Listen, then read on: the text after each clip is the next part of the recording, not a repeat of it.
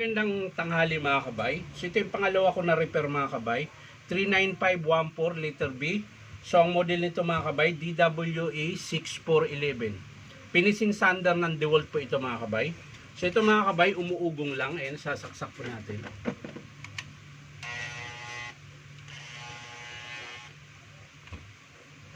Hirap po siya umikot, umuugong lang po siya.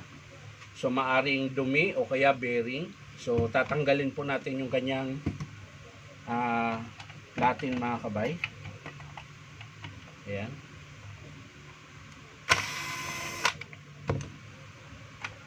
So kung mapapansin nyo mga kabay, yan, yung bearing niya puno ng alikabok. So pag para maiwasan nyo pong mabilis masira mga kabay yung bearing, ayan, papansin nyo mga kabay, ang tigas po ng bearing niya. Nabalot po siya ng alikabok. So para tatagal yung bearing nyo, pagkatapos nyo po maggamitin, halimbawa tapos na kayo magliha, bubugahan nyo po siya ng blower para matanggal po yung mga dumi. So yan, ang dami po. Yan. So tinanggal natin yung bearing niya tsaka platen. So subukan nating paandarin na nakaganyan kung maganda pa ba yung anda.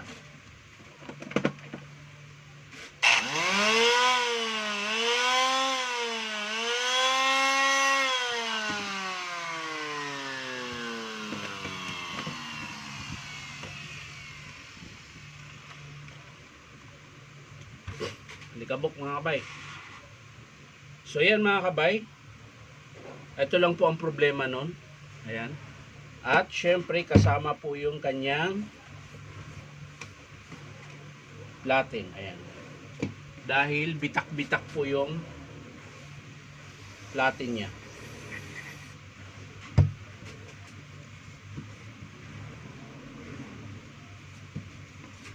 So ayan po mga kabay, oh. Kung mapapansin nyo po yung plastic, ayan, may mga biyak-biyak po siyang paganyan. So ibig sabihin po, sira na rin po ito. So magpapalit po tayo ng plating niya, tsaka yung bearing na, ano bang bearing to? Malabo. Ayan, 6001 na bearing, tsaka platen.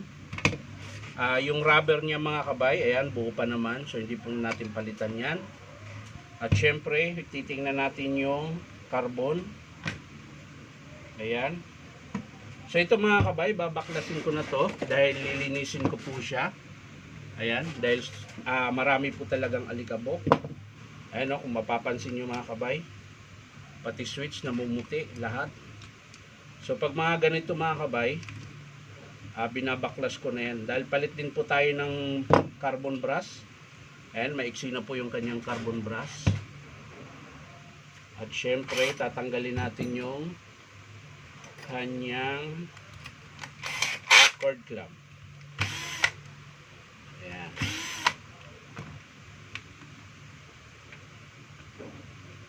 So lahat po yan tatanggalin natin para malinis. Ayan. Wala pong matira niyan. Para po pag in-approve ito ng customer, hindi na po ako maglilinis kapag in-approve.